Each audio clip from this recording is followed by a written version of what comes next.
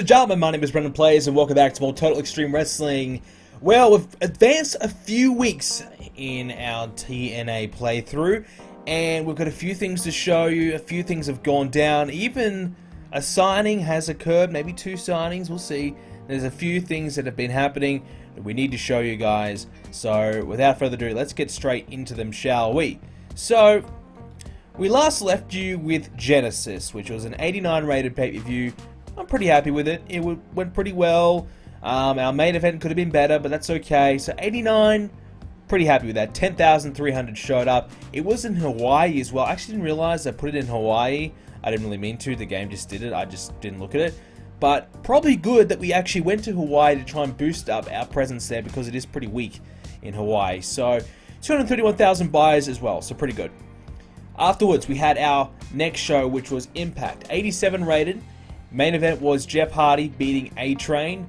Fallen Angel beat Michael Shane. The Kings of Wrestling and Team 3D beat Tim Canada and Austin Aries and Roderick Strong. An 8-man match. That was actually good. An 85 for that one.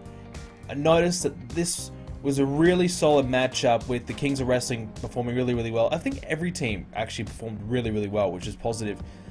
Gal Kim beat Rebecca Knox, 75. So that was a lot better than expected. Rebecca Knox has been really excellent for us. She continues to prove that she probably should be the next woman to get that big push. So she's been great. We also had Matt Morgan and Monty Brown beat Rhino and Ron Killings for 84. And Christian challenged Muhammad Hassan to a rematch after their count-out finish at the pay-per-view. Overall 87. And 8,700 turning up. So still good attendances. And that was in the Great Lakes region. Explosion. We actually put Muhammad Hassan on Explosion for once. Now, a few of you have been saying to me, Brendan, why don't you try using some of your top stars, pointing them with some lower guys? You know, you don't have a Hassan and Christian and your big names wrestling all that often. Give them a match here and there against some of the lesser guys. So I kind of listened. I thought, all right, let's see how it goes. So we gave Muhammad Hassan a match against Tanahashi on Explosion. Now, I normally would have done this on Impact, but it was just a spur of the moment. Just thought, hey, screw it, let's do it. And I needed a match for Explosion. So 81 rated. It was pretty good. I think Tanahashi was probably the weak link in the match, more so than Hassan, but still pretty good there. Sting did a promo on Abyss. Ron Killings beat Alex Skipper. Taylor Wilde beat Ali. We brought her up for developmental for a match. She's nowhere near the main roster. She was not good. Taylor Wilde was not really good either. So probably Taylor Wilde probably should go to the developmental, to be fair, but we're kind of lacking a couple of women at the moment, so she's got to kind of be here just because. And we had 1,800 turn up for Explosion as well, and like we've said in previous episodes, having Explosion as its own show will give us that little bit extra attendance, that little bit extra money from attendances every month. So that'll be really interesting to see how our ticket sales do improve. The week after that, we had Impact, 89 rated, 9,500 for that one. We'll start from the bottom to the top.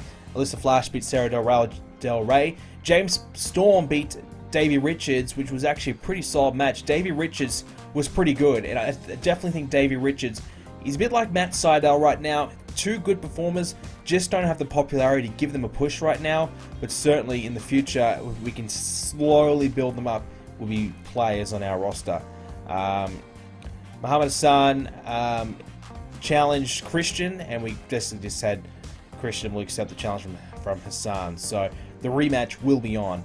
So that'll be the third and final match between the two. We wanted to drag it out just one more pay-per-view matchup to get the most out of it. Gal Kim beat Sarita. A-Train challenged Goldberg, so that's the plan at the moment. A-Train versus Goldberg one-on-one, which will be interesting. That's going to be our next feud for Goldberg. A-Train, I think, is someone we want to definitely elevate, and we've kind of said, okay, we'll break him away from Test, and let's make him a fully fledged main event star. So, giving him this opportunity against Goldberg, not only I think will carry Goldberg to a good match, that's the thing, Goldberg needs a good opponent, which A-Train definitely is, but still, it'll give A-Train a chance to shine, and with these good segments, it might just bump his popularity up, whilst probably losing to Goldberg anyways. Lashley beat Homicide, 76 rated, not a great match. Lashley, not great at the moment, and now he's very close to leaving. So we didn't want to have him lose to Homicide, just because we don't want to have Lashley coming back, you know, having his popularity quite down a lot. We want to still keep him strong, and when he does return in, I don't know, 3-6 months, we can actually use him again. The Addiction beat Team Canada 2, which is Petey Williams and Bobby Roode. We just wanted to switch it up for once, and also give Petey Williams a match. Sting beat Test 1-on-1, so Sting hasn't had a win for a while, so we wanted to give him a win. And then we had the New Age Outlaws come out to save Sting from a 3-on-1 beatdown. So we've said that Sting needs a partner or partners to even the score, and we decided to put the New Age Outlaws with Sting. Now I know I probably said, hey, let's put some young guys there with them, but I looked at the New Age Outlaws. They've got good popularity. They match up well against Test and Kevin Thorne, two very similar teams in popularity. So, and plus we haven't really done anything with them for a while. I've kind of been a little bit guilty of neglecting them. They haven't been in the tag championship picture for a little bit of time now, probably 6 months or so. So I figured, let's give them something.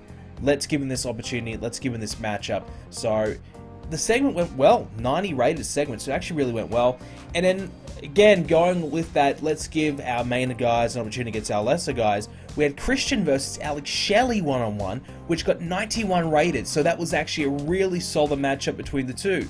Christian was, you know, as you expected, awesome, but Alex Shelley was really good as well. And of course, Alex Shelley is our new X Division champion, so good to see our X Division champion stepping up against our big star Christian Cage. And afterwards, Muhammad Hassan and Christian got into a post-match stand-down, so staring each other down as we went off the air. We then had Explosion as well. Kazarian beat Chris Sabin. Probably maybe the end of that feud there. We might end that one, have Angel and Shelley one more time, then have those guys go their separate ways. Molly Holly beat Beth Phoenix. Samoa Joe and AJ Styles went face-to-face again. Kings of Wrestling hyped up a match against Aries and Strong. Then we went back to Japan. It's been a while since we've been to Japan. How long has it been? Geez, a while. We last went there in July, and currently now it's November. So about 4 months since we've been to Japan. About 4 months too long. So we finally came back to Japan for one night only. Not one night only, but one night every now and then, isn't it? So back in Japan, 84 rated, nearly 800 in attendance. Just to compare, how did we go last time? About 600 in attendance, and the other time we went, about nearly 700. So definitely improving. That's the only other times we've been here. So the third time we've come to Japan, our strongest crowd yet, 84 rated. We had A-Train beat Tanahashi 1-on-1, 86 rated. So I thought maybe that might do a little bit better than what it did, but still can't complain. We had Yuji Nagata. Apologies, I butchered that. I'm not quite familiar with him, but he's obviously got massive popularity in Japan, huge Japanese star. So we had him show up for a surprise appearance. We booked him for a one-night only appearance. Actually, no, I think we have him on a 3-appearance deal. We had to really pay a lot to get him, but I figured he's a huge Japanese star. Let's bring him in for a few dates. America's Most Wanted beat Marufuji and Kenta. Actually was a really good match, 87. And I'll tell you this right now, Marufuji and Kenta carried big time, because America's Most Wanted, I think they had 15 popularity in Japan. So it goes to show it's not all about popularity in Japan, but still is a factor.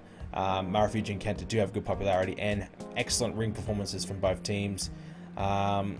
It says Tanahashi hyped up against Nagata. It was actually Nakamura hyping that up. I just didn't change the title. Samoa Joe beat Chris Hero 1-on-1. Both men pretty decent popularity in Japan, so that's why we went with it. And also a chance to see where Chris Hero's at as a singles. 85 rated. I reckon if we did this in US, I reckon that might be more towards 90. So still pretty positive signs. We had Scott Steiner beat up Prince Devitt backstage. Steiner's got good Japanese popularity. Prince Devitt not too bad. Just an angle just to get him on the show. Nakamura hyped up a match again. And then we had the main event, 90 rated. So Nagata versus Nakamura, 90 rated. Excellent match. Really good. Both guys are terrific. I think Nagata is the IWGP World Champion. We'll have a look. So he's from New Japan. just have a quick look. Titles, and the junior heavyweight champion is Tanaka. Nagata is the heavyweight champion. So there you go. So he is their heavyweight champion, their first champion after Brock Lesnar, actually. So yeah, he held it and defended it 9 times. We couldn't put the title on the line. I wish we could have. It would have been awesome. But yeah, so he's been really, really good for them. 2-time world champ there, and averaging 80. So actually hasn't had that great of a match. 92 is his best. You'd think maybe he might be able to deliver something a little bit better than that. So that Nakamura match that he had was actually, you know, pretty good in comparison. So got to be pretty happy with that one. So there we go. So that was our one night only in Japan show. We'll have a quick look at WWE Survivor Series. They had a 90 rated pay-per-view, so compare that with our Genesis. That's kind of where we need to be. So 90 rated, 47,000 in attendance, 619,000 buys. So it goes to show we are still a long way away from those types of numbers that they're doing, but still very positive. What we're doing is really good. WWE is still very far ahead. 90 rated, main evented by Batista beating John Cena to retain the World Heavyweight Championship. He's actually held this title. He won it in April 2005, and we are in, what are we now? We've got to be nearly December, I think. We are December 2006, so a year and a half title reign for Batista. That's pretty crazy. That's a long time. Rob Van Dam, he's the WWE champion actually. He defeated Kane to keep that title. Booker T is the US champ, beat Eugene. Carlito and Chris Masters beat Eminem. So yeah, WWE is still going really well, but we are competing. Our show quality is good. Obviously, our ratings and things like that, buy rates won't ever be that, you know, close for a while.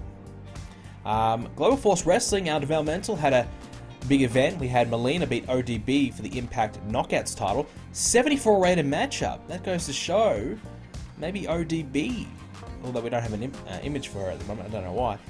She may be the next woman we might want to call up. Let's have a look at her development and her progress. You see not a hell of a lot of improvement. Some little areas. Yeah, there's a few things that she's improving in. Submissions, aerial, flashiness. What about her basics? 68 to 73. Psychology's really improved.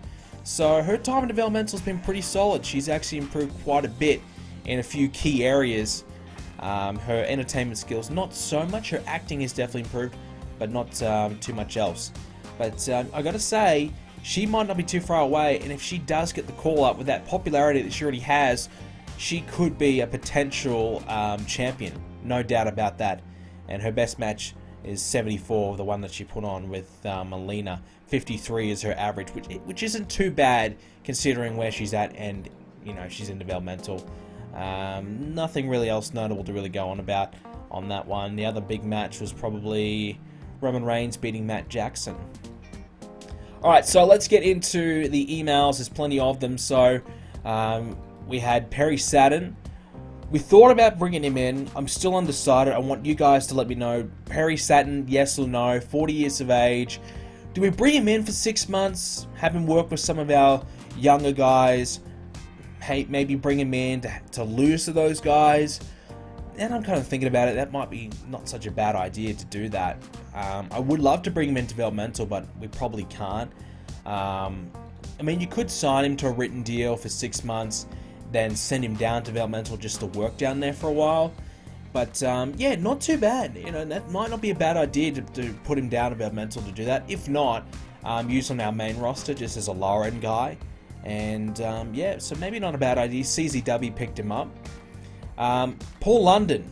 So this is our signing news. Paul London was in WWE. He's got 65 popularity. We all know that he's a cruiserweight, and I think he won the cruiserweight title. Yes, he did. So he held the cruiserweight title for a few months. Obviously, tag team champion as well with Billy Kimmon on that occasion. We know him and London and Kendrick was a good tag team. So 65 popularity. His high-flying ability is pretty good. Let's have a look at his match history. 73, that's pretty good. His best match being 97, which I think was against Triple H. Yes, against Triple H. In the infamous WWE Lost in Space pay-per-view. Well, whoever was coming up with that idea certainly was lost in space, and probably is still in space right now as they have been fired. But yeah, so look, pretty good skills, really good stats. Even his mic and charisma is not so bad. So definitely the X Division will use him well. So we actually have signed him to a written deal. So we got London, I mean. If we get Kendrick, that'd be fantastic. I don't think Kendrick's contract has come up anytime soon. But certainly if we could get him, that'd be fantastic. But definitely Paul London will be a crucial asset to us. 26 years of age. We've signed him at the perfect time. All round, really, really well. And I'm sure he's probably still going to keep improving. So you look at some of his stats, he is definitely still improving. So that's a good signing for us. I think that's a really positive signing. And our X Division does need someone who has a bit of that popularity. And just like Alex Shelley, Paul London's someone that could really be a factor in our X Division. Now that maybe Fallen Angel has moved up, Homicide might come back in, but he's still quite far ahead. So some of these guys that are around this 65 mark will definitely be championship contenders. Paul London will be one, and he does play a better babyface, so might be a perfect opponent for Alex Shelley after he deals with Fallen Angels. So unfortunately, he might just come to us a little bit too late. It's been a week now since we've signed him, but maybe a little bit too late. I'm not sure if we can wait 3 weeks. Maybe we can. We'll try and do it. Tajiri, he's actually gone. So we actually had Tajiri for a while there. So we had him for a few months, and he's actually gone. Gone for nearly a year. That's a tough injury for Tajiri. So All Japan gave him a big money contract deal, stole him from us, and yep, he's gone. Little Guido, aka Nunzio, has decided he'll stay with WWE, so we didn't get him. Kalisto, Samurai del Sol, he wants to go to the main roster. Again, he's not quite ready. I don't even know if we will ever bring him to the main roster. Quite possibly when his contract comes around that we could cut him, just because he hasn't developed yet. He's only 20 years of age. We kind of brought him in as just a future prospect, and we'll, a bit of a wait and see thing. Here's the disappointing news. Ken Anderson has decided he'll stay with WWE. Really disappointed about that. We threw the checkbook at him. We gave him everything. A 10-year deal, as much money as we were allowed to do. We gave him everything we possibly could to get him. Unfortunately, it's not to be. He's staying with the WWE, 30 years of age, just starting to come into his prime. Excellent mic skills. Ring work, probably not incredible. Match history of 76, which is pretty good. Although not a lot of matches to really, show. But, yeah, so unfortunately, he will not be joining us. I think that would have been a great signing for us, but we've missed out.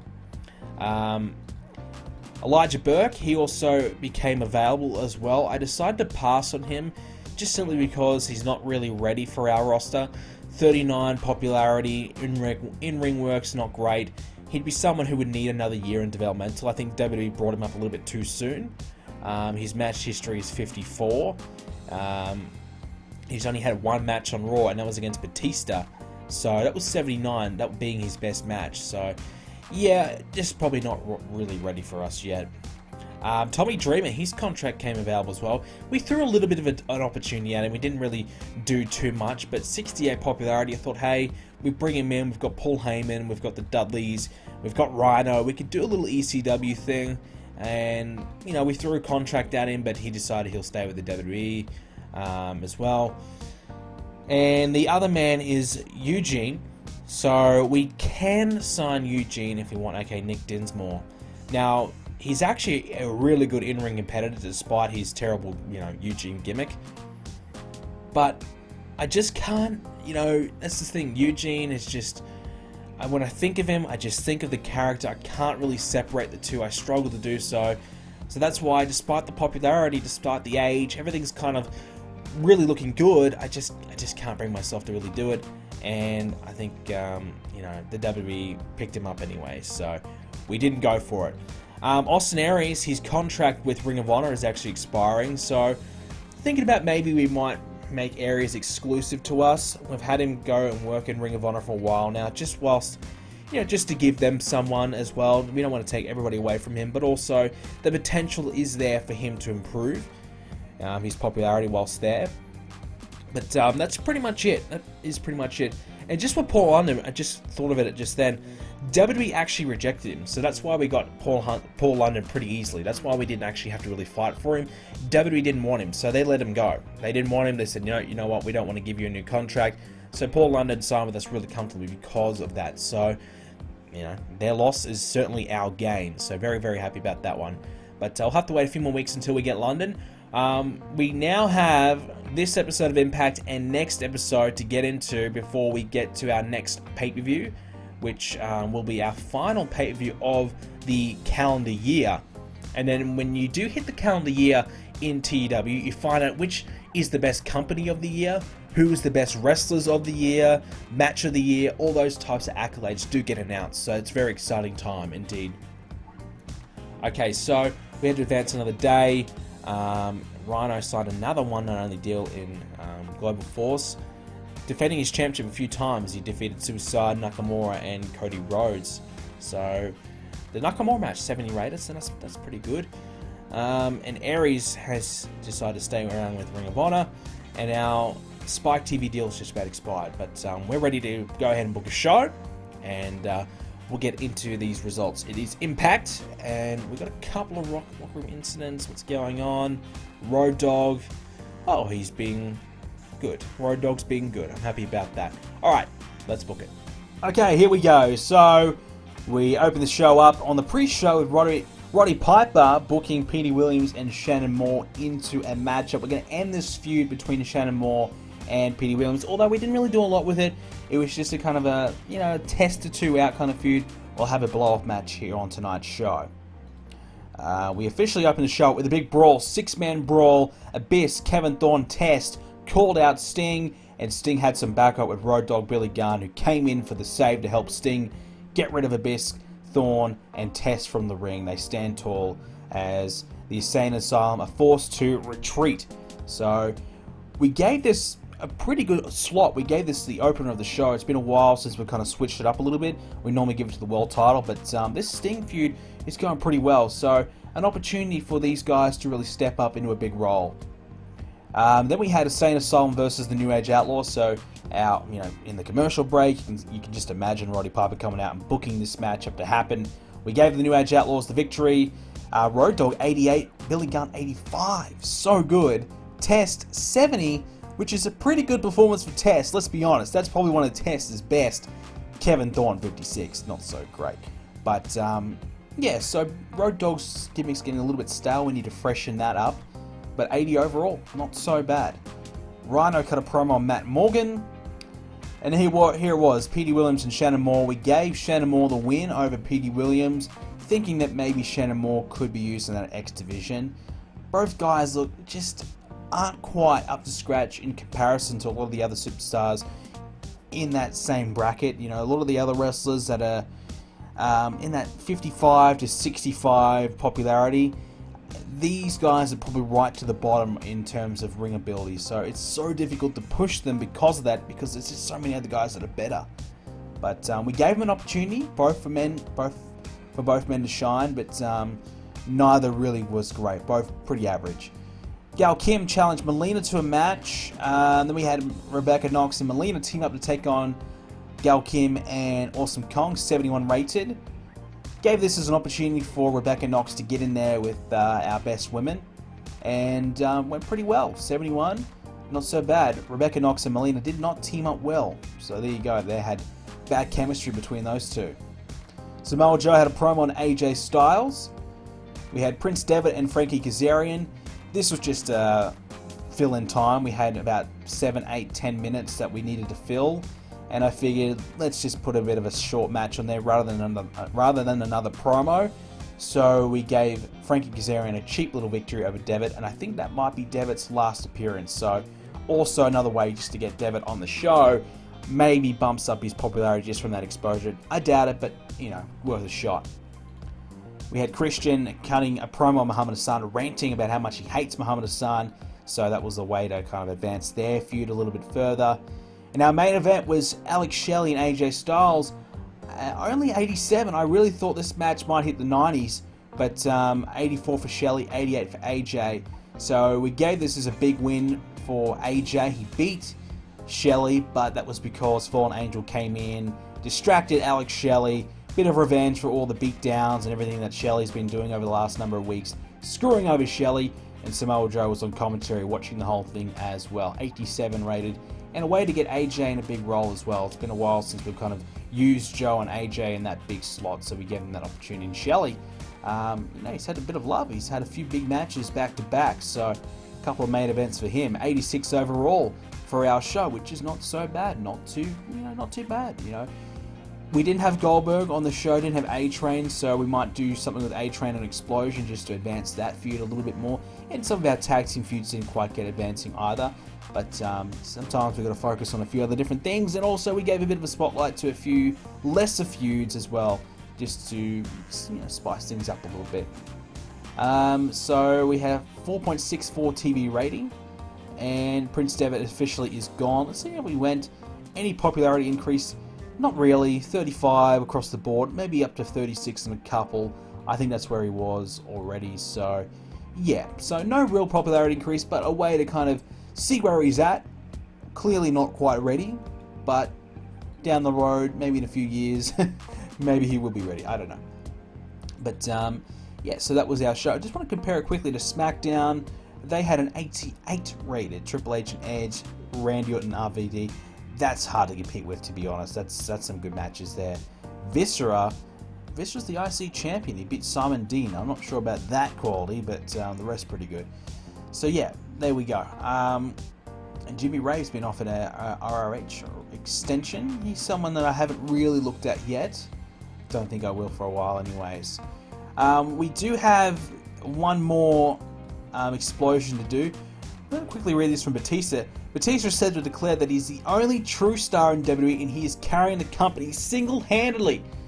A lot of people are not happy with Batista. I wouldn't be either.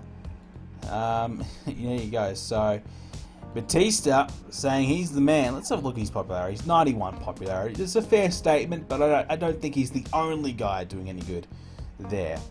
But we do have Explosion. We are running out of time though, so we won't show you. I'll show the results for next episode. That could happen a few times. Sometimes Explosion's not a real important show, so we might miss out a couple of times. But we do have one more show until our pay-per-view, so next episode we'll try and double up and do the Impact and the pay-per-view. This episode was a lot of time spent on covering all the latest news because we did advance a little bit and so much went down, and a lot to look forward to. A lot of exciting times ahead in the series, and more episodes coming away very, very soon as always. Thank you for watching, ladies and gentlemen. If we can leave a like on the video, let's try hit 100 likes. That'd be fantastic. The more likes, the more episodes I'll try and do for you guys. And a great reception in the last video. Really appreciate you guys being patient and also supporting the video. Plenty of views, plenty of likes in the last episode, so really, really pleasing. So kind of encouraged me a little bit more to get another one done for you guys. So thank you so much for watching as always, and I'll see you in the next episode.